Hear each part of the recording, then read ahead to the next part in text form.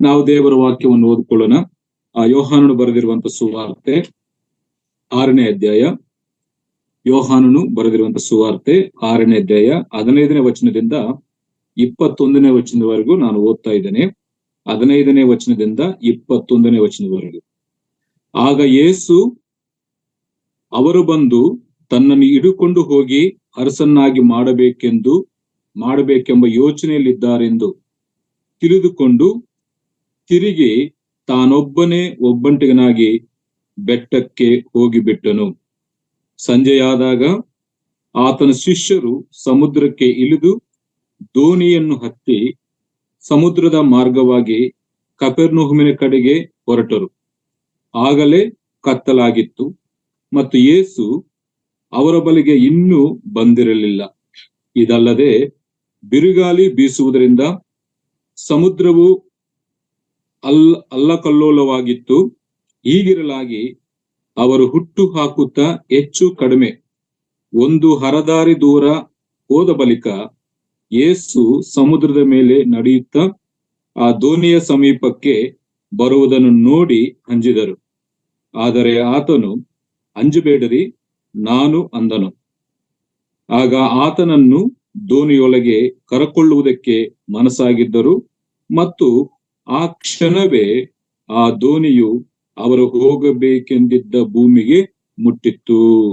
ದೇವರು ಈ ವಾಕ್ಯಗಳನ್ನು ನಮ್ಮೆಲ್ಲರಿಗಾಗಿ ಆತನ ಆಶೀರ್ವದಿಸಿ ತನ್ನ ಆತ್ಮನ ಮೂಲಕವಾಗಿ ಆತನ ಅನುಗ್ರಹಿಸಲಿ. ಪ್ರಿಯರೇ, ಈ ಕಡೆ ದಿನಗಳಲ್ಲಿ ಅನೇಕ ಜನರು ಅಪಾರ್ಥ ಮಾಡಿಕೊಂಡಿರುವಂಥದ್ದು, ಅನೇಕ ಜನರು ಅರ್ಥ ಮಾಡಿಕೊಳ್ಳದೆ ಇರುವಂಥದ್ದು ಯೇಸು ಕ್ರಿಸ್ತನ ಒಂದು ದೈವತ್ವ. ಅದರಲ್ಲಿ ಕೆಲವರಾಗಿರುವಂತ ನಾವು ಆತನ ದೈವತ್ವವನ್ನು ನಾವು ಅರ್ಥ ಮಾಡಿಕೊಂಡಿದ್ದೇವೆ. ಆತನು ಆಕಾರದಲ್ಲಿ ಮನುಷ್ಯನಾಗಿ ಕಾಣಿಸಿಕೊಂಡಿದ್ರು ಕೂಡ ಆತನು ದೇವರಾಗಿದ್ದಾನೆ. ಆ ದೈವಿಕವಾದಂತ ಗುಣಲಕ್ಷಣಗಳನ್ನು ನಾವು ಗ್ರಹಿಸಿಕೊಂಡು ನಂಬಿ ಆತನ ಮಕ್ಕಳಾಗಿದ್ದೇವೆ. ಅದಕ್ಕಾಗಿ ನಾವು ದೇವರಿಗೆ ಸ್ತೋತ್ರ ಸಲ್ಲಿಸೋಣ.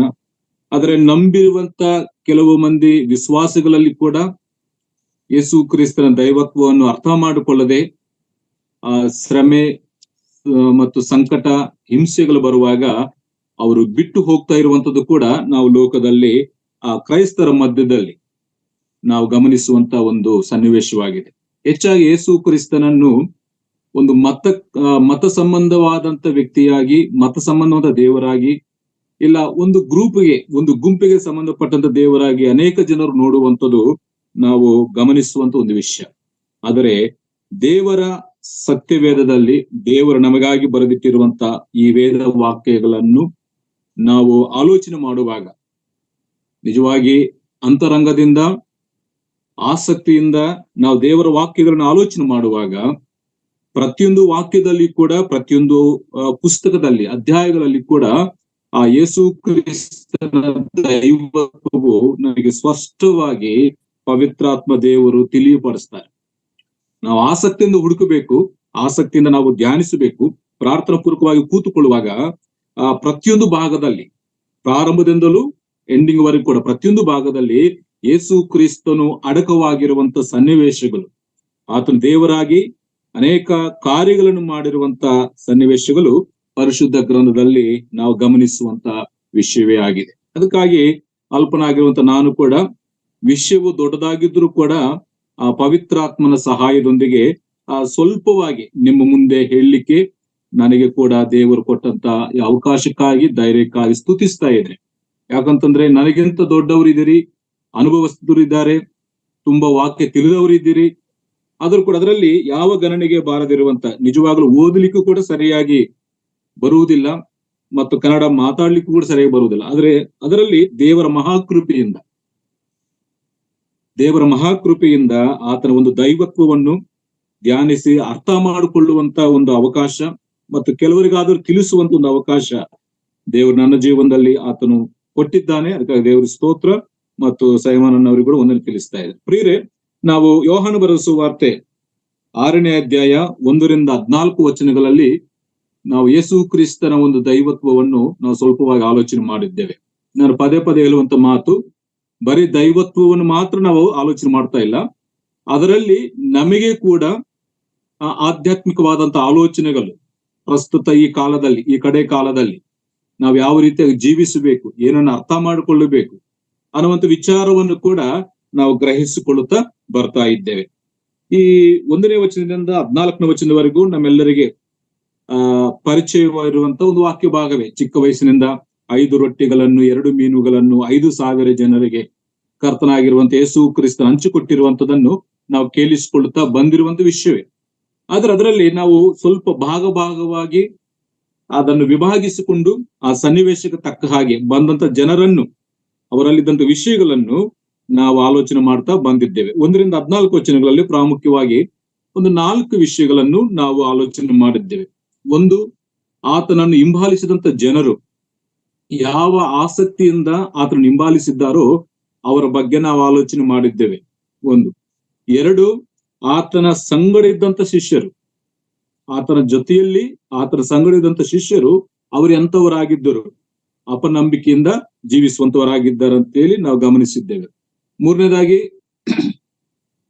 ಅದ್ಭುತವಾದಂತ ರಕ್ಷಕನು ಕರ್ತನಾದ ಯೇಸು ಕ್ರಿಸ್ತನ ದೈವತ್ವದ ಬಗ್ಗೆ ಆಲೋಚನೆ ಮಾಡಿದ್ದೇವೆ. ಅಂದ್ರೆ ಅಲ್ಲಿಗೆ ಸೇರಿ ಬಂದಂತ ಜನರ ಒಂದು ಆಲೋಚನೆ ಸರಿ ಇಲ್ಲದಿದ್ದರೂ ಅವರು ಭೌತಿಕ ಸಂಬಂಧವಾದಂತ ಆಲೋಚನೆಗಳಲ್ಲಿ ಇದ್ದುಕೊಂಡು ಬಂದಿದ್ದರೂ ಕೂಡ ಅವರಿಗೋಸ್ಕರ ಶ್ರೇಷ್ಠವಂತ ಅದ್ಭುತ ಕಾರ್ಯವನ್ನು ಮಾಡಿದ್ದ.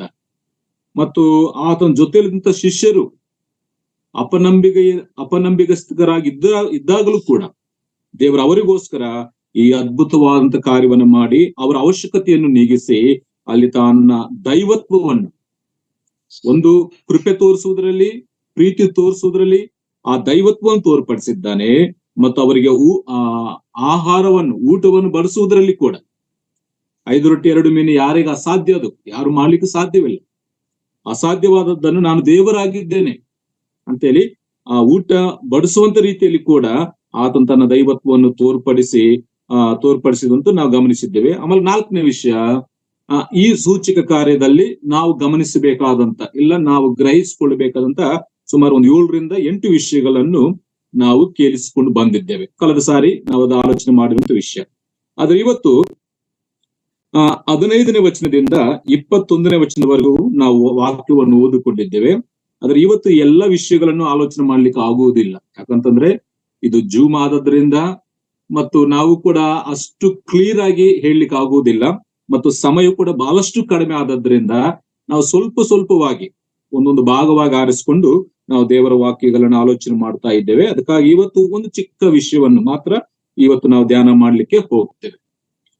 ಅದಕ್ಕಾಗಿ ಇಲ್ಲಿ 1ರಿಂದ 14 ವಚನಗಳಲ್ಲಿ ಕರ್ತನಾಗಿರುವಂತ ಯೇಸು ಕ್ರಿಸ್ತನು ತನ್ನ ದೈವತ್ವವನ್ನು ತೋರ್ಪಡಿಸಿದಾಗ, ಒಂದು ಅವರನ್ನು ಸೇರಿಸಿಕೊಳ್ಳುವುದರಲ್ಲಿ ಆತ ತನ್ನ ದೈವತ್ವವನ್ನು ತೋರ್ಪಡಿಸಿದ್ದಾನೆ, ನಾವು ಅದರ ಬಗ್ಗೆ ಆಲೋಚನೆ ಮಾಡಿದೆವು. ಮತ್ತು ಅವರಿಗೆ ಆಹಾರವನ್ನು ಕೊಡುವುದರಲ್ಲಿ ತನ್ನ ದೈವತ್ವವನ್ನು ತೋರ್ಪಡಿಸಿದ್ದಾನೆ. ಆದ್ರೆ ಏನಾಯ್ತಂದ್ರೆ, ಯೇಸು ಕ್ರಿಸ್ತನು ನಾನೇ ದೇವರಾಗಿದ್ದೇನೆ ನೋಡ್ರಿ, ಈ ಕಾರ್ಯಗಳನ್ನು ನೋಡ್ರಿ ಅಂತೇಳಿ ಅಲ್ಲಿ ತೋರ್ಪಡಿಸಿದ್ದಾಗಲೂ ಕೂಡ ಅಲ್ಲಿದ್ದಂತ ಜನರು ಕರ್ತನಾಗಿರುವಂತ ಯೇಸು ಕ್ರಿಸ್ತನನ್ನು ಅಪಾರ್ಥ ಮಾಡಿಕೊಂಡಿರುವಂತದ್ದು ನಾವು ಈ ವಾಕ್ಯ ಭಾಗದಲ್ಲಿ ಗಮನಿಸುವಂತ ಒಂದು ವಿಷಯ. ಅಲ್ಲಿ ಜನರು ನಾವು ಓದಿರುವಂತ ಈ ವಾಕ್ಯ ಭಾಗದಲ್ಲಿ ಜನರು ಆತನ 3 ರೀತಿಯಾಗಿ ಆತನನ್ನು ಅಪಾರ್ಥ ಮಾಡಿಕೊಂಡಿರುವಂತದ್ದು ನಾವು ಈ ವಚನ ಭಾಗದಲ್ಲಿ ಸ್ವಲ್ಪ ಗಮನಿಸಬಹುದು. ಮೊದಲು, ಆತನು ಹೇಳಿರುವಂತ ಮಾತುಗಳನ್ನು ಅವರು ಸರಿಯಾಗಿ ಗ್ರಹಿಸಿಕೊಂಡಿಲ್ಲ, ಅವರು ಸರಿಯಾಗಿ ಅರ್ಥ ಮಾಡಿಕೊಂಡಿಲ್ಲ, ಅಪಾರ್ಥ ಮಾಡಿಕೊಂಡಿದ್ದಾರೆ. 1. 2ನೇದಾಗಿ, ಆತನು ಮಾಡಿರುವಂತ ಕಾರ್ಯ 5 ರೊಟ್ಟಿ 2 ಮೀನುಗಳನ್ನು 5,000 ಜನರಿಗೆ ಹಂಚಿಕೊಟ್ಟಾಗಲ ಅದನ್ನು ಕೂಡ ಅವರು ಅಪಾರ್ಥ ಮಾಡಿಕೊಂಡಿದ್ದಾರೆ ಮತ್ತು ಆತನನ್ನು ಅಪಾರ್ಥ ಮಾಡಿಕೊಂಡಿದ್ದಾರೆ. 1, ಆತನು ಹೇಳಿರುವಂತ ಮಾತುಗಳನ್ನು ಅವರು ಅರ್ಥ ಮಾಡಿಕೊಂಡಿಲ್ಲ. 2, ಆತನು ಮಾಡಿರುವಂತ ಕಾರ್ಯದಲ್ಲಿ ಆ ದೈವತ್ವವನ್ನು ಅರ್ಥ ಮಾಡಿಕೊಂಡಿಲ್ಲ ಮತ್ತು ಆತನನ್ನು ಕೂಡ ಅವರು ಅಪಾರ್ಥ ಮಾಡಿಕೊಂಡಿರುವಂತದ್ದು ವಾಕ್ಯ ಭಾಗದಲ್ಲಿ ನಾವು ಗಮನಿಸ್ತೇವೆ. ಆತನು ಯಾವಾಗಲೂ ಕೂಡ ಆತ್ಮಿಕವಾದಂತ ಸಂಗತಿಗಳನ್ನು, ಪರಲೋಕ ರಾಜ್ಯಕ್ಕೆ ಸಂಬಂಧಪಟ್ಟಂತ ಸಂಗತಿಗಳನ್ನು ಆತನು ಹೇಳುತ್ತಾ ಇರ್ತಾರೆ. ಆದ್ರೆ ಇವರು ಅವೆಲ್ಲವೂ ಕೂಡ ಭೌತಿಕ ಸಂಬಂಧವಾಗಿ ಅವರು ಅರ್ಥ ಮಾಡಿಕೊಂಡಿದ್ದಾರೆ.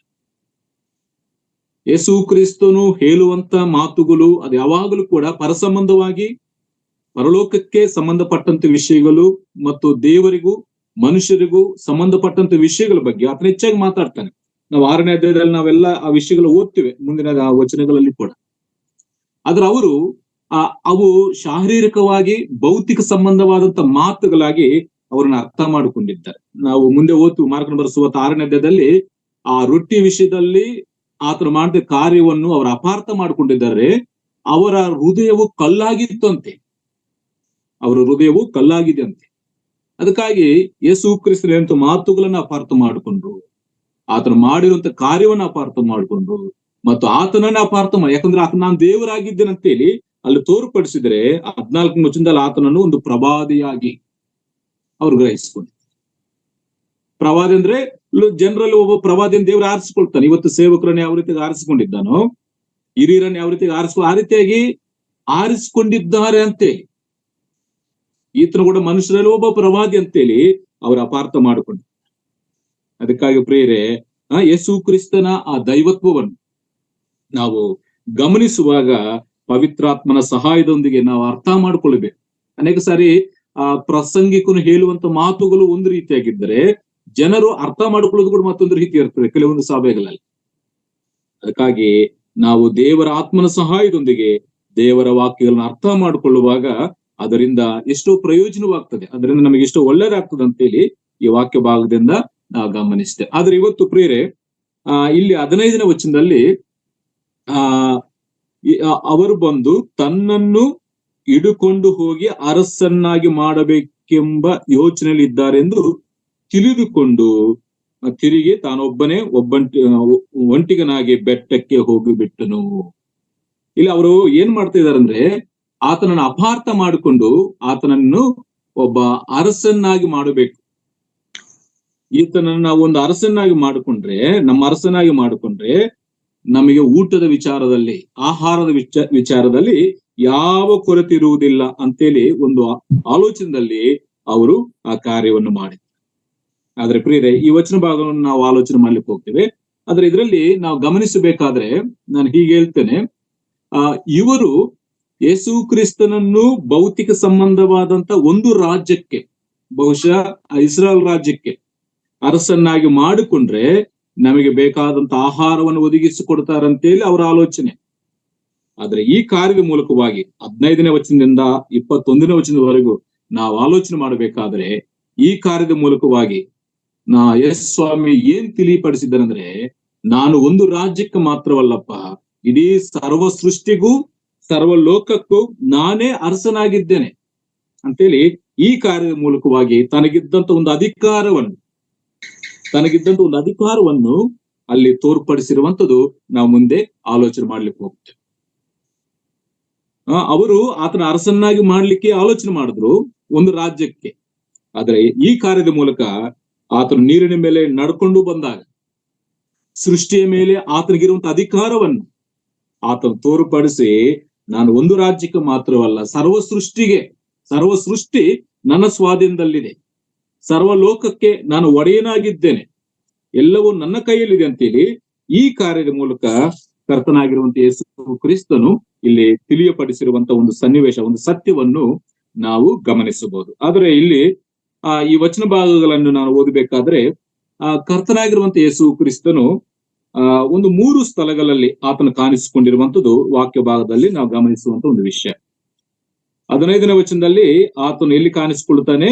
ಆ ಬೆಟ್ಟಕ್ಕೆ ಹೋಗಿಬಿಟ್ಟನು. ಬೆಟ್ಟದ ಮೇಲೆ ಕಾಣಿಸಿಕೊಂಡ, ಬೆಟ್ಟದ ಮೇಲೆ ಇದ್ದಂತ ಸ್ವಾಮಿ. 19ನೇ ವಚನದಲ್ಲಿ ನಾವು ಓದಬೇಕಾದ್ರೆ 19ನೇ ವಚನ ಆ ಕಡೆ ಭಾಗದಲ್ಲಿ ಯೇಸು ಸಮುದ್ರದ ಮೇಲೆ ನಡೆಯುತ್ತಾ ದೋಣಿಯ ಸಮೀಪಕ್ಕೆ ಬರುವುದು, ಇಲ್ಲಿ ಸಮುದ್ರ ಮೇಲೆ ಇದ್ದಂತ ಪ್ರಭುವನ್ನು. ಆಮೇಲೆ 21ನೇ ವಚನದಲ್ಲಿ ದೋಣಿಯೊಳಗೆ ಕರಕೊಳ್ಳುವುದಕ್ಕೆ ಮನಸ್ಸಾಗಿದ್ದರು, ಕರ್ಕೊಂಡಿದ್ದಾರೆ. ಅದಕ್ಕಾಗಿ 3 ಸ್ಥಳಗಳಲ್ಲಿ ಕರ್ತನಾಗಿರುವಂತ ಯೇಸು ಕ್ರಿಸ್ತನು ಇಲ್ಲಿ ಕಾಣಿಸಿಕೊಂಡಿರುವಂತದನ್ನು ಈ ವಚನ ಭಾಗದಲ್ಲಿ ನಾವು ಗಮನಿಸ್ತೇವೆ. ನಾವು ಅದನ್ನು ಭಾಗ ಸ್ವಲ್ಪವಾಗಿ ನಾವು ಆಲೋಚನೆ ಮಾಡ್ತೇವೆ. ಮೊದಲು ಸತ್ಯ ಏನಂತಂದ್ರೆ, ಅವರು ಆತನನ್ನು ಅರಸನ್ನಾಗಿ ಮಾಡಬೇಕಂತೆಲ್ಲ ಆಲೋಚನೆ ಮಾಡಿದ್ರು. ಆದ್ರೆ ಯೇಸು ಸ್ವಾಮಿ ಈ ಕಾರ್ಯದ ಮೂಲಕವಾಗಿ ನಾನು ಒಂದು ರಾಜ್ಯಕ್ಕೆ ಮಾತ್ರವಲ್ಲ, ಒಂದು ಪಟ್ಟಣಕ್ಕೆ ಮಾತ್ರವಲ್ಲ, ಸರ್ವ ಸೃಷ್ಟಿಗೂ ನಾನು ಅರಸನಾಗಿದ್ದೇನೆ, ಸರ್ವ ಸೃಷ್ಟಿಗೆ ನಾನು ಅಧಿಕಾರಿಯಾಗಿದ್ದೇನೆ, ಎಲ್ಲವೂ ನನ್ನ ಕೈಯಲ್ಲಿದೆ ಅಂತೇಳಿ ಈ ಕಾರ್ಯದ ಮೂಲಕವಾಗಿ ಆತನು ಹೇಳಿರುವಂತ ಸತ್ಯ ನಾವು ಗಮನಿಸ್ತೇವೆ. ಇಲ್ಲಿ ಮಾತ್ರವಲ್ಲ, ಮತ್ತೇನ ಬರೆಸುವ 14ನೇ ಅಧ್ಯಾಯದಲ್ಲಿಯೂ ಈ ಕಾರ್ಯದ ಬಗ್ಗೆ ಓದ್ತೇವೆ. ಮಾರ್ಕನ ಬರೆದ ಸುವಾರ್ತೆ 6ನೇ ಅಧ್ಯಾಯದಲ್ಲಿ ಕೂಡ ಈ ಕಾರ್ಯದ ಬಗ್ಗೆ ನಾವು ಓದ್ತೀವಿ. ನಾವು ಮುಂದೆ ಸ್ವಲ್ಪವಾಗಿ ಅಲ್ಲಿದ್ದಂತ ವಿಷಯಗಳನ್ನು ನಾವು ಆಲೋಚನೆ ಮಾಡೋಣ. ಆದ್ರೆ ಇಲ್ಲಿ 3 ಸ್ಥಳಗಳಲ್ಲಿ ಕರ್ತನಾಗಿರುವಂತ ಯೇಸು ಕ್ರಿಸ್ತನು ಅಲ್ಲಿ ಕಾಣಿಸಿಕೊಂಡಿರುವಂತದ್ದು ನಾವು ಗಮನಿಸ್ತೇವೆ. ಮೊದಲನೇದು ಬೆಟ್ಟದ ಮೇಲೆ ಕಾಣಿಸಿಕೊಂಡಿದ್ದು, ಬೆಟ್ಟದ ಮೇಲೆ ಇದ್ದಂತ ಸ್ವಾಮಿ. ಎರಡನೇದಾಗಿ ಸಮುದ್ರದ ಮೇಲೆ ಇದ್ದಂತ ಸ್ವಾಮಿ. ಮೂರನೇದಾಗಿ ದೋಣಿಯೊಳಗೆ ಇದ್ದಂತ ಸ್ವಾಮಿ. ಬೆಟ್ಟಕ್ಕೆ ಯಾಕೆ ಹೋಗಿದ್ದಾನೆ? ನಾವು ಮಾರ್ಕನ ಬರೆದ ಸುವಾರ್ತೆಯಲ್ಲಿ ಓದ್ತೇವೆ, ಪ್ರಾರ್ಥನೆ ಮಾಡುವುದಕ್ಕಾಗಿ ಅಂತ. ಅಂದ್ರೆ ಆ ಬೆಟ್ಟ ಅನ್ನುವಂಥದ್ದು ಆತನಿಗೂ ಮತ್ತು ತಂದೆಗೂ ಇರುವಂತ ಒಂದು ಸಂಬಂಧ, ತಂದೆಯೊಂದಿಗೆ ಆತನು ಕಲಿಯುವಂತ ಒಂದು ಸಮಯವನ್ನು ತೋರ್ಪಡಿಸ್ತಾರೆ.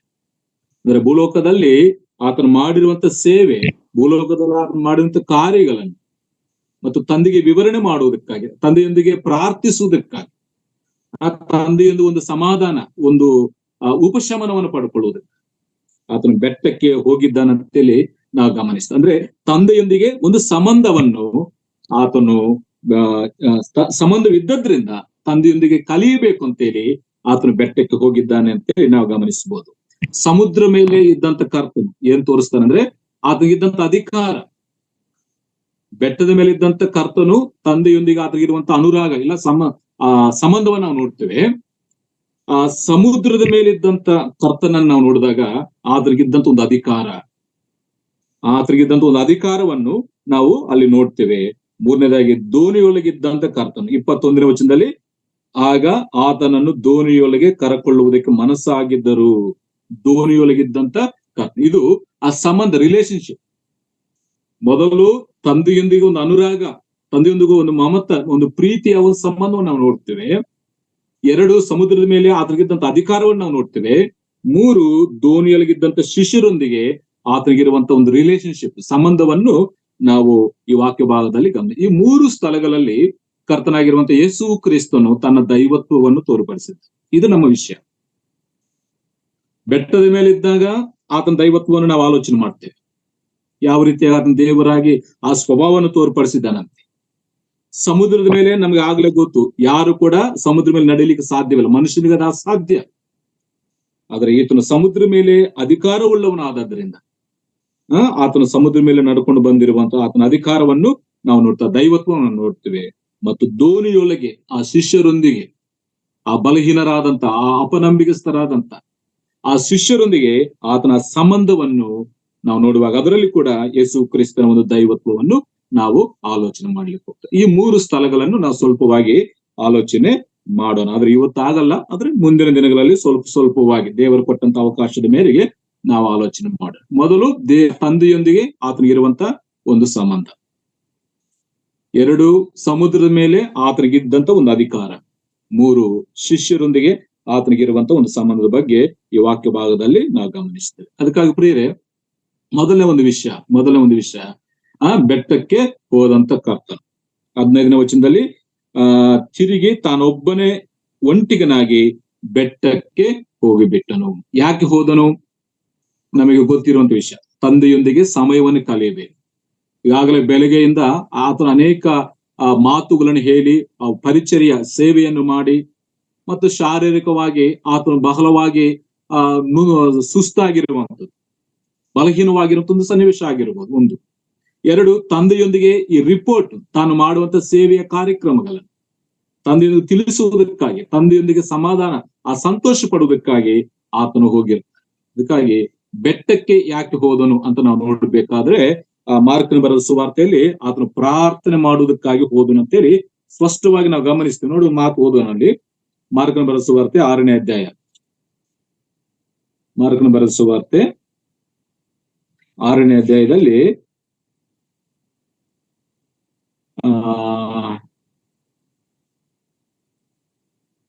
45ರಿಂದ ಓದಬೇಕು. 46 ನೋಡಿ, ಆತನು ಜನರಿಗೆ ಅಪ್ಪನೆ ಕೊಟ್ಟ ನಂತರ ಪ್ರಾರ್ಥನೆ ಮಾಡುವುದಕ್ಕಾಗಿ ಬೆಟ್ಟಕ್ಕೆ ಹೋದನು. ಪ್ರಿಯರೇ, ನಾವು ಯೇಸು ಕ್ರಿಸ್ತನ ಒಂದು ಜೀವನವನ್ನು ನಾವು ಗಮನಿಸುವಾಗ, ಹಗಲು ಸಮಯದಲ್ಲಿ ಆತನು ಹೆಚ್ಚಾಗಿ ಹಳ್ಳಿಗಳಲ್ಲಿ, ಯೆರೂಸಲೇಮ್ ಪಟ್ಟಣದಲ್ಲಿ ಆತನು ಸುವಾರ್ತೆ ಸೇವೆಯನ್ನು ಮಾಡುವಂಥದ್ದು, ಮತ್ತು ರಾತ್ರಿ ಬಂದಾಗ ಆತನು ಒಬ್ಬಂಟಿಗನಾಗಿ ಬೆಟ್ಟಕ್ಕೆ ಹೋಗಿ ಪ್ರಾರ್ಥನೆ ಮಾಡುವಂಥದ್ದು, ತಂದೆಯೊಂದಿಗೆ ಆ ಸಂಬಂಧವನ್ನು, ಆ ತಂದೆಯೊಂದಿಗೆ ಇರುವಂತಹ ಅನುರಾಗವನ್ನು ಆತನ ಅನುಭವಿಸುವುದಕ್ಕಾಗಿ ಆತನ ಬೆಟ್ಟಕ್ಕೆ ಹೋಗ್ತಾನಂತೇಳಿ ನಾವು ಯೇಸು ಕ್ರಿಸ್ತನ ಜೀವನದಲ್ಲಿ ನಾವು ಗಮನಿಸುವಂತ ಒಂದು ವಿಷಯ. ಅದಕ್ಕಾಗಿ ಯಾಕೆ ಆತನ ಬೆಟ್ಟಕ್ಕೆ ಹೋದನಂದ್ರೆ ಒಂದೇ ಒಂದು ಆನ್ಸರು, ಪ್ರಾರ್ಥನೆ ಮಾಡುವುದಕ್ಕಾಗಿ.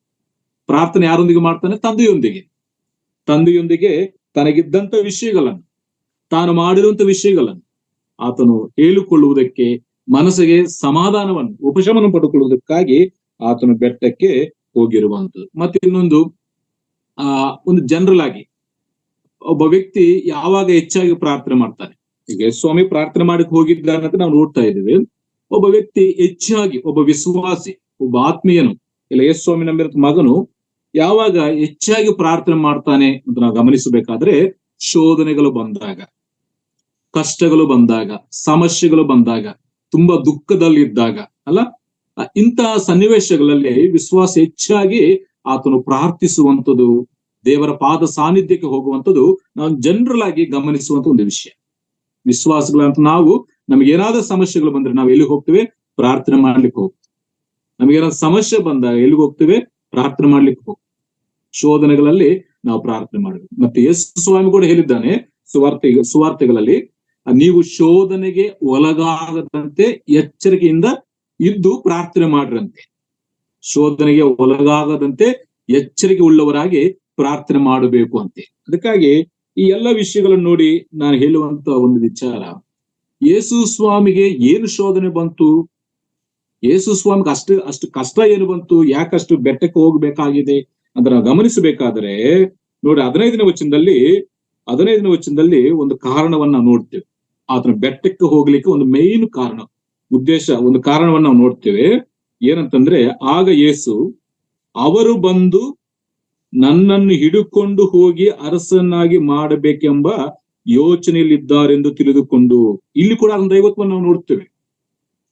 ಈ ವಚನ ಭಾಗದಲ್ಲಿ ಕೂಡ ಅವರ ಮನಸ್ಸಿನಲ್ಲಿ ಏನು ಆಲೋಚನೆ ಮಾಡ್ತಾ ಇದ್ದಾರೆ, ಆಹಾರವನ್ನು ಭುಜಿಸಿದ ಮೇಲೆ, ಸಮೃದ್ಧಿಯಾಗಿ ಊಟ ಮಾಡಿದ ಮೇಲೆ ಅವರಿಗೆ ಬಂದಂತ ಆಲೋಚನೆ ಏನಂತೇಳಿ ಇಲ್ಲಿ ಕರ್ತನಾಗಿರುವಂತ ಯೇಸು ಕ್ರಿಸ್ತನು ಆತನು ತಿಳಿದಿರುವಂತದ್ದು ಕೂಡ ಆ ದೈವತ್ವಕ್ಕೆ ಸಂಬಂಧಪಟ್ಟಂತ ಒಂದು ಗುಣ. ಯಾಕಂತಂದ್ರೆ ಯಾರು ಕೂಡ ಮನುಷ್ಯನ ಆಂತರ್ಯದಂತ ಆಲೋಚನೆ ಮತ್ತೊಬ್ಬ ಮನುಷ್ಯನು ಗ್ರಹಿಸ್ಲಿಕ್ಕೆ ಸಾಧ್ಯವಿಲ್ಲ. ಯೋಹಾನ ಬರೆದ ಸುವಾರ್ತೆ 2ನೇ ಅಧ್ಯಾಯ 24ನೇ ವಚನದಲ್ಲಿ ಯೇಸು ಕ್ರಿಸ್ತನು ಪ್ರತಿ ಮನುಷ್ಯನ ಆಂತರ್ಯವನ್ನು ತಿಳಿದವನಾಗಿದ್ದ. ಅದಕ್ಕಾಗಿ ಇಲ್ಲಿ ಕೂಡ ಆತನ ದೈವತ್ವವನ್ನು ನಾವು ಆಲೋಚನೆ ಮಾಡ್ತೇವೆ. ಆದ್ರೆ ಅವ್ರೇನ್ ಮಾಡ್ತಾ ಇದ್ದಾರೆ, ಈ ಆತನ ಹಿಡ್ಕೊಂಡು ಹೋಗಿ ಅರಸನ್ನಾಗಿ ಮಾಡಬೇಕೆಂಬ ಯೋಚನೆಯಲ್ಲಿದ್ದಾರೆಂದು ತಿಳಿದುಕೊಂಡು, ಅದಕ್ಕಾಗಿ ಆತನೇನ್ ಮಾಡ್ತಾನೆ, ತಿರುಗಿ ತಾನೊಬ್ಬನೇ ಒಂಟಿಗನಾಗಿ ಬೆಟ್ಟಕ್ಕೆ ಹೋಗಿ ಬಿಟ್ಟನು. ಇದರಲ್ಲಿ ನಾನು ಹೇಳಿಕ್ಕೆ ಇಷ್ಟಪಟ್ಟಿದ್ದು, ಆತನಿಗೆ ಬಂದಂತ ಶೋಧನೆ ಏನಂತಂದ್ರೆ, ಈ ಮಾನವರ ಹೊಗಳಿಕೆಯ ಮಾತು, ಈ ಮಾನವರು ಕೊಡುವಂತ ಸ್ಥಾನ ಮಾನ ಪ್ರಭಾವಗಳಿಂದ ಆತನು ತಪ್ಪಿಸಿಕೊಂಡು ಹೋಗುವುದಕ್ಕಾಗಿ ಆತನ ಬೆಟ್ಟಕ್ಕೆ ಹೋದನು. ಅರಸನನ್ನುವಂಥದ್ದು ಒಂದು ಸ್ಥಾನ, ಒಂದು ಮಾನ, ಒಂದು ಪ್ರಭಾವ, ಒಂದು ಅಧಿಕಾರ, ಮನುಷ್ಯರು ಕೊಡುವಂತ ಅಧಿಕಾರ, ಮನುಷ್ಯರು ಕೊಡುವ ಸ್ಥಾನ ಮಾನಗಳು, ಮನುಷ್ಯರು ಕೊಡುವಂತ ಹೊಗಳಿಕೆಯ ಮಾತುಗಳು. ಅದಕ್ಕಾಗಿ ಈ ಮನುಷ್ಯರ ಹೊಗಳಿಕೆಯ ಮಾತುಗಳಿಂದ, ಇಲ್ಲ ಮನುಷ್ಯರ ಕೊಡುವಂತ ಸ್ಥಾನ ಮಾನಗಳಿಂದ ಆತನು ತಪ್ಪಿಸಿಕೊಂಡು ಬೆಟ್ಟಕ್ಕೆ ಹೋಗಿದ್ದಾನೆ ಅಂತೇಳಿ ಈ ವಾಕ್ಯ ಭಾಗದಲ್ಲಿ ಗಮನಿಸಿದ. ಆದ್ರೆ ಇವತ್ತು ಮನುಷ್ಯನ ಸ್ವಭಾವ ಏನು? ನಾನು ಇಲ್ಲಿ ಕೂಡ ಯೇಸು ಕ್ರಿಸ್ತನ ದೈವತ್ವವನ್ನು ತಿಳಿಸ್ಲಿಕ್ಕೆ ಇಷ್ಟಪಡ್ತೇನೆ. ಇವತ್ತು ಮನುಷ್ಯನ ಸ್ವಭಾವ ಏನು? ಎಲ್ಲರೂ ನನ್ನನ್ನು ಹೊಗಳಬೇಕು, ಎಲ್ಲರೂ ನನ್ನನ್ನು ನೋಡಬೇಕು, ಎಲ್ಲರೂ ನನ್ನನ್ನು ಗೌರವಿಸಬೇಕು, ನನಗೆ ಸ್ಥಾನ ಕೊಡಬೇಕು, ಕುರ್ಚಿ ಕೊಡಬೇಕು, ಸ್ಟೇಜ್ ಕೊಡಬೇಕು, ನನ್ನ ಮಾತೆ ಕೇಳಿಸಿಕೊಳ್ಳಬೇಕು, ನಾನು ಹೇಳಿದ ಹಾಗೆ ನಡೆಯಬೇಕು, ನಾನೇ ಅಧಿಕಾರಿಯಾಗಿರ್ಬೇಕು, ನಾನು ಅರಸನಾಗಿರ್ಬೇಕು. ಇದು ಮನುಷ್ಯನ ಸ್ವಭಾವ. ಆದ್ರೆ ಇಲ್ಲಿದ್ದಂತ ವ್ಯಕ್ತಿ, ಇಲ್ಲಿ ಮನುಷ್ಯನಾಗಿ ಕಾಣಿಸ್ಕೊಂಡ ಈ ವ್ಯಕ್ತಿ, ಈತನು ಈ ಮನುಷ್ಯರ ಹೊಗಳಿಕೆಯ ಸ್ಥಾನ ಮಾನಗಳ ಎಂಬ ಈ ಶೋಧನೆಗೆ ಆತನು ಒಳಗಾಗುವಂತವನಲ್ಲ. ಇಲ್ಲಿ ಅವರು ಅಕ್ಷಾರ್ಥವಾದಂತ ಭೌತಿಕವಾದಂತ ಆಹಾರಕ್ಕಾಗಿ ಆತನನ್ನು ಅರಸನ್ನಾಗಿ ಮಾಡ್ಲಿಕ್ಕೆ ಇಷ್ಟಪಟ್ಟಿದ್ದಾನೆ. ಅದಕ್ಕಾಗಿ ಆ ಶೋಧನೆಯನ್ನು ಜಯಿಸುವುದಕ್ಕಾಗಿ, ಮನುಷ್ಯರಿಂದ ಬಂದಂತ ಶೋಧನೆಗಳನ್ನು, ಮನುಷ್ಯರಿಂದ ಬರುವಂತ ಆ ಸ್ಥಾನ ಮಾನಗಳನ್ನು ಜಯಿಸುವುದಕ್ಕಾಗಿ ಆತನು ಬೆಟ್ಟಕ್ಕೆ ಹೋದನು ಅಂತೇಳಿ ನಾವು ಗಮನಿಸ್ತೇವೆ. ಮೊದಲ ಒಂದು ವಿಷಯ, ಆತನು ಯಾಕೆ ಬೆಟ್ಟಕ್ಕೆ ಹೋದನು ಅಂತ ನಾವು ನೋಡಬೇಕು. ಒಂದು ಪ್ರಾರ್ಥನೆ ಮಾಡುವುದಕ್ಕಾಗಿ, ಆದ್ರೆ ಆತನು ಬಂದಂತ ಶೋಧನೆ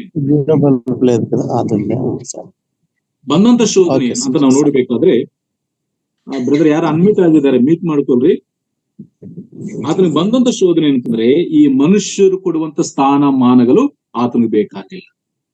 ಈ ಮನುಷ್ಯರು ಕೊಡುವಂತ ಈ ಅರಸನ ಪದವಿ ಆತನಿಗೆ ಬೇಕಾಗಿಲ್ಲ ಅಂತೇಳಿ ವಾಕ್ಯ ಭಾಗದಲ್ಲಿ ಗಮನಿಸ್ತೇವೆ. ಅದಕ್ಕಾಗಿ ಪ್ರಿಯರೇ, ಇಲ್ಲಿ ಈತನ ಯಾರು, ಈತನ ಬಗ್ಗೆ ಗೊತ್ತಿಲ್ಲದೆ ಆತನನ್ನ ಅರಸನ್ನಾಗಿ ಮಾಡ್ಲಿಕ್ಕೆ ಅವರು ಹೊರಟು ಹೋಗಿದ್ದಾರೆ. ನಾವು ವಾಕ್ಯ ಭಾಗದಲ್ಲಿ ಗಮನಿಸಿದರೆ ನೋಡಿ,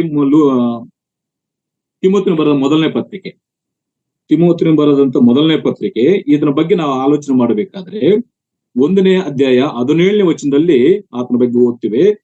ಸರ್ವ ಯುಗಗಳ ಅರಸನು. ಯಾರೀತನು? ಸರ್ವ ಯುಗಗಳ ಅರಸನು. ಈ ಅರಸನಂತ ತೆಗೆದುಕೊಂಡು ಹೋಗಿ ಒಂದು ರಾಜ್ಯಕ್ಕೆ ಈ ಭೌತಿಕ ಸಂಬಂಧ ವಿಷಯಗಳಿಗಾಗಿ ಅವ್ರು ಮಾಡ್ಲಿಕ್ಕೆ ಹೋಗ್ತಾರೆ.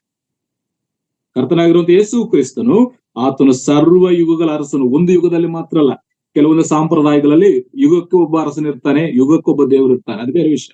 ಅದು ಅವ್ರ ನಂಬಿಕೆ, ಅದು ನಮಗೆ ಸಂಬಂಧಪಟ್ಟದ್ದಲ್ಲ.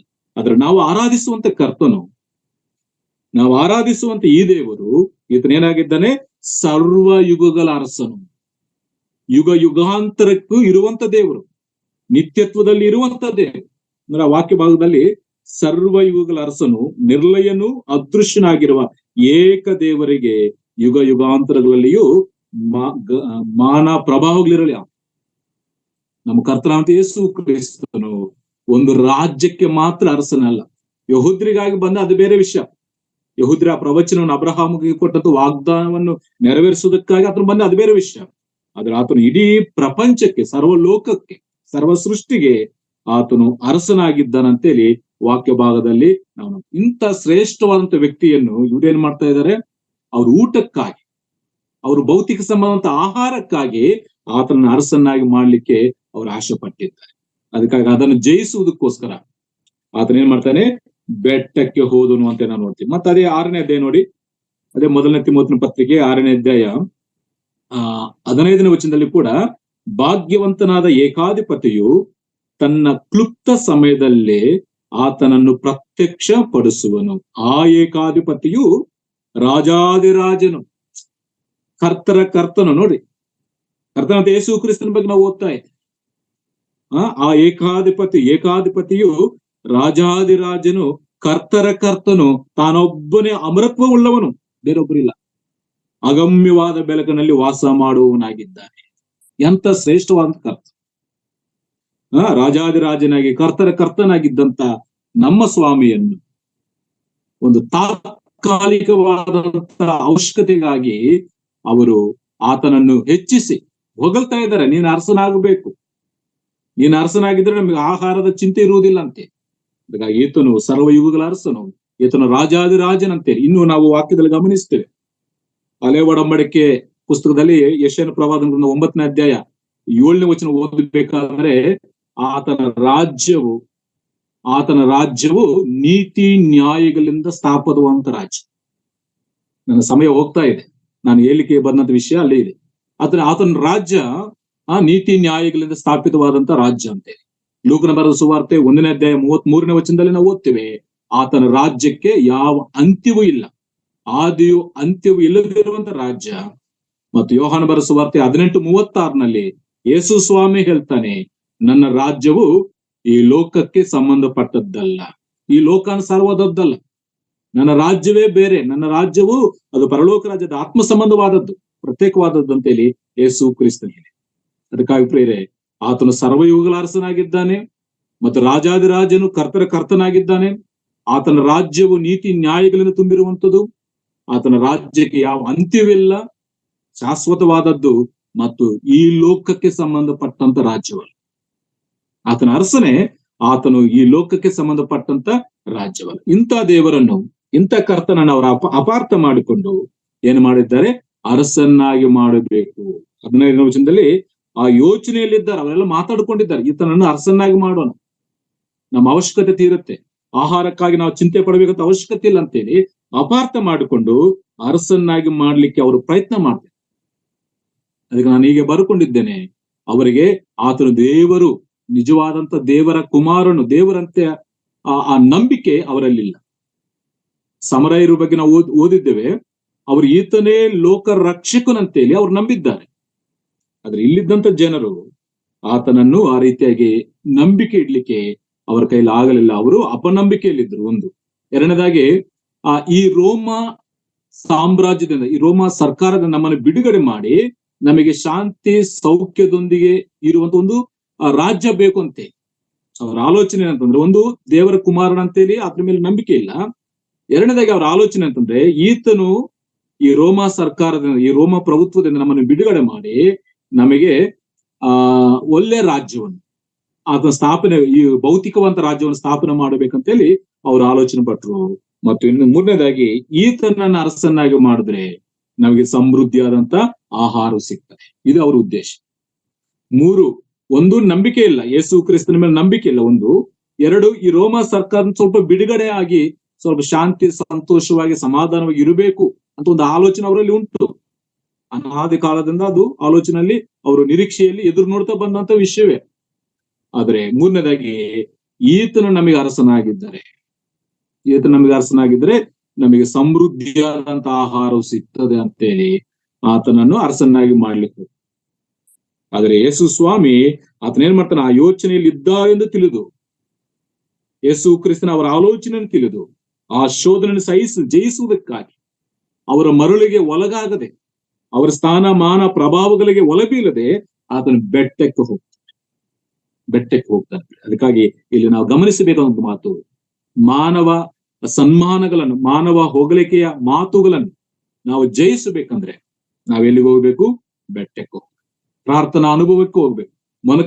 ಮೊಣಕಾಲ ಮೇಲೆ ಕೂತ್ಕೊಂಡು ನಾವು ಪ್ರಾರ್ಥಿಸುವಾಗ ಈ ಲೋಕ ಸ್ಥಾನ ಮಾನಗಳ ಮೇಲೆ ನಮಗಷ್ಟು ಮನಸ್ಸು ಬರುವುದಿಲ್ಲ. ಅವುಗಳನ್ನು ಜಯಿಸ್ಲಿಕ್ಕೆ ಶಕ್ತಿ ಕೊಡುವಂಥದ್ದಂತೇಳಿ ಈ ವಚನ ಭಾಗದಲ್ಲಿ ನಾವು ಗಮನಿಸ್ತೇವೆ. ಆದ್ರೆ ಯೇಸು ಸ್ವಾಮಿ ಬಂದಂತ ಉದ್ದೇಶವೇನು? ಯೇಸು ಸ್ವಾಮಿ ಶರೀರಧಾರಿಯಾಗಿ ಲೋಕಕ್ಕೆ ಬಂದಂತ ಉದ್ದೇಶವೇನು? ಆ ಉದ್ದೇಶವನ್ನು ಅವರು ಗ್ರಹಿಸಿಕೊಂಡಿಲ್ಲ. ಅಲ್ಲಿದ್ದಂತ ಜನರು ಯೇಸು ಕ್ರಿಸ್ತನ ಬಂದಂತ ಉದ್ದೇಶವನ್ನು ಗ್ರಹಿಸಿಕೊಂಡಿಲ್ಲ. ಆತನು ಈ ಲೋಕ ಪಾಪಗಳನ್ನು ಪರಿಹರಿಸುವುದಕ್ಕಾಗಿ, ಆತನ ಶರೀರಧಾರಿಗೆ ಬಂದಂತ ಉದ್ದೇಶ ಈ ಲೋಕದ ಪಾಪಿಗಳನ್ನು ಪ್ರೀತಿಸಿ ಅವರನ್ನು ರಕ್ಷಿಸುವುದಕ್ಕಾಗಿ, ಅವರ ಪಾಪಕ್ಕಾಗಿ ಸಾಯುವುದಕ್ಕಾಗಿ ಬಂದಿದ್ದ, ಪಾಪಗಳನ್ನು ಪರಿಹರಿಸುವುದಕ್ಕಾಗಿ, ಪಾಪಗಳಿಂದ ಪ್ರಾಯಶ್ಚಿತ್ತವನ್ನು ಕೊಡುವುದಕ್ಕಾಗಿ ಆತನ ಈ ಲೋಕಕ್ಕೆ ಇಲ್ಲಿ ಬಂದಿದ್ದ. ಸತ್ತು ಹೋಗುವುದಕ್ಕಾಗಿ ಬಂದಿದ್ದ. ಒಂದು ಮಾತಲ್ಲಿ ಹೇಳ್ಬೇಕಾದ್ರೆ, ಪಾಪಿಗಳಿಗೋಸ್ಕರ ಆತನ ಈ ಲೋಕದಲ್ಲಿ ಸಾಯುವುದಕ್ಕಾಗಿ ಬಂದಿದ್ದ. ಅರಸನಾಗಿ ಆಡಳಿತ ಮಾಡ್ಲಿಕ್ಕೆ, ಆಳ್ವಿಕೆ ಮಾಡ್ಲಿಕ್ಕೆ ಆತನು ಬಂದಿಲ್ಲ. ಅದು ಮುಂದೆ ಬರ್ತಾನೆ, ಎರಡನೇ ಬರೋದು, ಅದು ಬೇರೆ ವಿಷಯ. ಅದೀಗ ಶರೀರಧಾರಿಗೆ ಬಂದಂತ ಯೇಸು ಕ್ರಿಸ್ತನ ಒಂದು ಉದ್ದೇಶವೇನಂತಂದ್ರೆ, ಆತನು ಪಾಪಿಗಳನ್ನು ರಕ್ಷಿಸುವುದಕ್ಕಾಗಿ, ಪಾಪದಿಂದ ದೂರವಾದಂತ ಜನರನ್ನು ದೇವರ ಸಮೀಪಕ್ಕೆ ಸೇರಿಸುವುದಕ್ಕಾಗಿ ಆತನು ಬಂದಿದ್ದ. ಪತನವಾಗಿರುವಂತ ಭ್ರಷ್ಟವಾದಂತ ಮನಸ್ಸಿನಲ್ಲಿ ಭ್ರಷ್ಟರಾಗಿ ಜೀವಿಸ್ತಿರುವಂತ ಮನುಷ್ಯರಿಗೆ ಪಾಪ ಕ್ಷಮಾಪಣೆ ಕೊಡುವುದಕ್ಕಾಗಿ, ಆಧ್ಯಾತ್ಮಿಕವಾದಂತ ಜೀವವನ್ನು ಕೊಡುವುದಕ್ಕಾಗಿ ಆತನು ಬಂದಿದ್ದಾನೆ. ಮೂರನೇದಾಗಿ, ಆತ್ಮಿಕವಾದಂತ ರಾಜ್ಯವನ್ನು ಸ್ಥಾಪನೆ ಮಾಡ್ಲಿಕ್ಕೆ ಬಂದಿದ್ದ. ಒಂದು, ಪಾಪಿಗಳಿಗೋಸ್ಕರ ಆತನು ಸಾಯುವುದಕ್ಕಾಗಿ ಬಂದಿದ್ದಾನೆ. ಪತನವಾಗಿರುವಂತ ಭ್ರಷ್ಟ ಲೋಕದಲ್ಲಿದ್ದ ಮನುಷ್ಯರಿಗೆ ಕ್ಷಮಾಪಣೆ ಕೊಟ್ಟು ಆಧ್ಯಾತ್ಮಿಕ ಜೀವವನ್ನು ಕೊಡುವುದಕ್ಕಾಗಿ ಬಂದಿದ್ದಾನೆ. ಮೂರನೇದಾಗಿ, ಆತ್ಮಿಕವಾದಂತ ರಾಜ್ಯವನ್ನು ಸ್ಥಾಪನೆ ಮಾಡುವುದಕ್ಕಾಗಿ ಆತನು ಬಂದಿರುವಂತದ್ದು ವಾಕ್ಯ ಭಾಗದಲ್ಲಿ. ಈ ಉದ್ದೇಶಕ್ಕಾಗಿ ಯೇಸು ಬಂದಿದ್ದ. ಆದ್ರೆ ಇದನ್ನು ನೀವು ಏನ್ ಮಾಡಿದ್ದಾರೆ? ಅಪಾರ್ಥ ಮಾಡಿಕೊಂಡು ಆತನನ್ನು ಅರಸನ್ನಾಗಿ ಮಾಡ್ಲಿಕ್ಕೆ ಪ್ರಯತ್ನ ಮಾಡಿದಾಗ ಆತನು ಬೆಟ್ಟಕ್ಕೆ ಹೋದ. ನಾವು ಸುವಾರ್ತೆಯಲ್ಲಿ ಗಮನಿಸ್ತೇವೆ, ಪತ್ರಿಕೆಗಳಲ್ಲಿ, ಫಿಲಿಪ್ಪನ ಪತ್ರಿಕೆ 2ನೇ ಅಧ್ಯಾಯ 5-9 ವಚನ ಓದಬೇಕಾದ್ರೆ, ಯೇಸು ಕ್ರಿಸ್ತನು ಆತನ ಆಕಾರದಲ್ಲಿ ಮನುಷ್ಯನಾಗಿ ಈ ಲೋಕಕ್ಕೆ ಬಂದು ಆ ಸಿಲುವೆಯ ಮರಣವನ್ನು ಅನುಭವಿಸಿ ಆಮೇಲೆ ಉನ್ನತವಾದಂತ, ನೋಡಿ ಒಂದು ಮಾತು ಓದೋಣ. ಮಾತು ಫಿಲಿಪ್ಪಿ ಪತ್ರಿಕೆ 2ನೇ ಅಧ್ಯಾಯ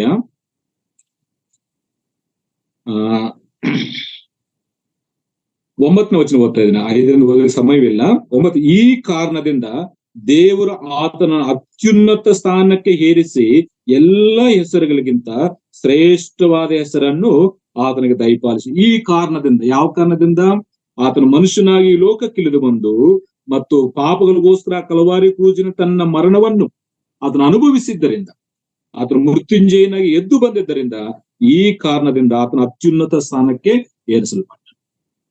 ಮತ್ತು ಇಬ್ರಿ ಪತ್ರಿಕೆ 2ನೇ ಅಧ್ಯಾಯ 9ನೇ ವಚನದಲ್ಲಿ ಕೂಡ ಒಂದು ಮಾತಿದೆ, ಅದನ್ನು ಹೇಳಿ ನಾನು ಮುಗಿಸ್ತೇನೆ. 2ನೇ ಅಧ್ಯಾಯ 9ನೇ ವಚನದಲ್ಲಿ, ಆದರೂ ದೇವದೂತರಿಗಿಂತ ಸ್ವಲ್ಪ ಕಡಿಮೆಯಾಗಿ ಮಾಡಲ್ಪಟ್ಟ ಒಬ್ಬ ಆತನು, ಅಂದರೆ ಯೇಸುವು ಪ್ರಭಾವವನ್ನು ಮಾನವನ್ನು ಕಿರೀಟವಾಗಿ ಹೊಂದಿರುವುದನ್ನು ನಾವು ನೋಡುತ್ತೇವೆ. ಇಲ್ಲಿ ನಾನು ಹೇಳಲಿಕ್ಕೆ ಇಷ್ಟಪಟ್ಟಿದ್ದು, ಸಿಲುವೆಯ ಶ್ರಮೆಗಳ ಮೂಲಕವಾಗಿ ಆತನ ಸಿಂಹಾಸನವನ್ನು ಹತ್ತಲಿಕ್ಕೆ ಇಷ್ಟಪಟ್ಟು ಬಂದಿದ್ದ. ಈ ಭೂಲೋಕದಲ್ಲಿ ಮರಣಿಸುವುದರಿಂದ, ಪಾಪಕ್ಕೋಸ್ಕರ ಮರಣಿಸುವುದರಿಂದ ಅದು ಅತ್ಯುನ್ನತವಂತ ಸ್ಥಾನಕ್ಕೆ ಏರಿಸಲ್ಪಡುವುದಕ್ಕಾಗಿ ಆತನು ಬಂದಿದ್ದಾನೆ. ಆದ್ರೆ ಇವ್ರೇನ್ ಮಾಡ್ತಾರೆ, ಆ ಸತ್ಯವನ್ನು ತಿಳಿಯದೆ, ಆತನ ಸಿಲುವೆಯ ಮರಣವನ್ನು ಅರ್ಥ ಮಾಡಿಕೊಳ್ಳದೆ, ಆತನ ಬಂದಂತ ಉದ್ದೇಶವನ್ನು ಅಪಾರ್ಥ ಮಾಡಿಕೊಂಡು ಆತನನ್ನು ಅರಸನ್ನಾಗಿ ಮಾಡ್ಲಿಕ್ಕೆ ಅವರು ಪ್ರಯತ್ನ ಮಾಡಿದ್ದಾರೆ. ಅದಕ್ಕಾಗಿ ಆತನ ಏನ್ ಮಾಡ್ತಾನೆ, ಆ ಮಾನವ ಆ ಪ್ರಲೋಭಗಳನ್ನು ಜಯಿಸುವುದಕ್ಕಾಗಿ, ಮಾನವ ಸ್ಥಾನ ಮಾನ ಪ್ರಭಾವಗಳನ್ನು ಜಯಿಸುವುದಕ್ಕಾಗಿ ಆತನ ಬೆಟ್ಟಕ್ಕೆ ಹೋದನು. ಆತನ ಸಿಂಹಾಸನವಿದೆ ಯಾವುದರಿಂದ? ಸಿಲುವೆಯ ಶ್ರಮೆಗಳನ್ನು ಅನುಭವಿಸಿ ಆತನ ಸಿಂಹಾಸನಕ್ಕೆ ಹೋಗಬೇಕು. ಇದು ದೇವರ ಚಿತ್ತ. ಅದಕ್ಕಾಗಿ ಆತನ ಈ ಮಾನವ ಸ್ಥಾನಮಾನಗಳಿಗೆ ಆಶೆ ಪಡದೆ ಆತನ ಅಲ್ಲಿಂದ ಹೊರಟು ಹೋಗಿರುವಂತದ್ದು ಈ ವಾಕ್ಯ ಭಾಗದಲ್ಲಿ ನಾವು ಗಮನಿಸುವಂತ ಒಂದು ವಿಷಯ. ಅದಕ್ಕಾಗಿ ನಾನು ಹೇಳಲಿಕ್ಕೆ ಇಷ್ಟಪಟ್ಟಿದ್ದ ಒಂದು ಮಾತು ಓದನ್ ನೋಡಿ, 5ನೇ ಅಧ್ಯಾಯ 41ನೇ ವಚನದಲ್ಲಿ, ನಾನು ಮನುಷ್ಯರಿಂದಾಗುವ ಮಾನವನ್ನು ಅಂಗೀಕರಿಸುವುದಿಲ್ಲ. ಯೇಸು ಸ್ವಾಮಿ ಬೇಕಾಗಿಲ್ಲ, ಮನುಷ್ಯರಿಂದ ಬರುವಂತ ಮಾನವನ್ನು ಸ್ಥಾನವನ್ನು ಆತನು ಬೇಕಾಗಿಲ್ಲ. ಆತನು ಬಂದದ್ದು ಸಿಲುವೆಯ ಶ್ರಮೆಗಳನ್ನು ಅನುಭವಿಸಿ ಅದರ ಮೂಲಕವಾಗಿ ತನ್ನ ಆತ್ಮಿಕವಾದಂತ ರಾಜ್ಯವನ್ನು ಸ್ಥಾಪನೆ ಮಾಡುವುದಕ್ಕಾಗಿ ಆತನು ಬಂದಿದ್ದಾನೆ. ಈಗಾಗಲೇ ಆ ರಾಜ್ಯ ಸ್ಥಾಪನೆ ಆಯಿತು. ಸಭೆ ಎಂಬ ಆತ್ಮಿಕ ರಾಜ್ಯದಲ್ಲಿ ಆತನು ಅರಸನಾಗಿದ್ದಾನೆ. ಆತನು ಮಾಡಬೇಕಂತ ಕಾರ್ಯವನ್ನು ಮಾಡಿದ್ದಾನೆ. ಅದ್ರ ಭೌತಿಕವಂತ ರಾಜ್ಯ ದೇವರು ಭವಿಷ್ಯತ್ನಲ್ಲಿ ಇಸ್ರಾಯೇಲ್ಗೆ ಸ್ಥಾಪನೆ ಮಾಡಿಕೊಡ್ತಾನೆ. ಅದು ಬೇರೊಂದು ಆಲೋಚನೆ, ಅದು ನಮ್ಮ ಆಲೋಚನೆ ಅಲ್ಲ. ಆದ್ರೆ ಇವತ್ತು ನಾವು ಏನು ಗಮನಿಸಿದ್ವಿ ಅಂದ್ರೆ, ಬೆಟ್ಟದ ಮೇಲೆ ಇದ್ದಂತ ಕರ್ತನು ಯಾಕೆ ಬೆಟ್ಟಕ್ಕೆ ಹೋದನು? ಮಾನವ ಪ್ರಲೋಭಗಳನ್ನು, ಮಾನವ ಸ್ಥಾನ ಮಾನಗಳನ್ನು ಜಯಿಸುವುದಕ್ಕಾಗಿ ಆತನ ಬೆಟ್ಟಕ್ಕೆ ಹೋದ. ಅರಸನಿಗೆ ಆ ಸಿಂಹಾಸನಕ್ಕೆ ಹೋಗ್ಲಿಕ್ಕೆ ಮಾರ್ಗ ಸಿಲುವೆಯ ಶ್ರಮೆಯ ಮಾರ್ಗ ಅಂತೇಳಿ ನಾವು ಈ ವಚನ ಭಾಗದಲ್ಲಿ ಗಮನಿಸ್ತೇವೆ. ಅದಕ್ಕಾಗಿ ಪ್ರಿಯರೇ, ಇನ್ನು 2 ಕಾರಣ ಇದೆ. ಒಂದು ಕಾರಣ ಮಾತ್ರ ನಾವು ಓದಿದ್ದೇವೆ, ಅದನ್ನ ಯಾಕೆ ಬೆಟ್ಟಕ್ಕೆ ಹೋದನಂತ ನಾವು ನೋಡಿರುವಂತದ್ದು, ಮಾನವ ಪ್ರಲೋಭಗಳನ್ನು, ಮಾನವನ ಬಂದಂತ ಸ್ಥಾನ ಮಾನಗಳನ್ನು ಜಯಿಸುವುದಕ್ಕಾಗಿ ಬೆಟ್ಟಕ್ಕೆ ಹೋದನು.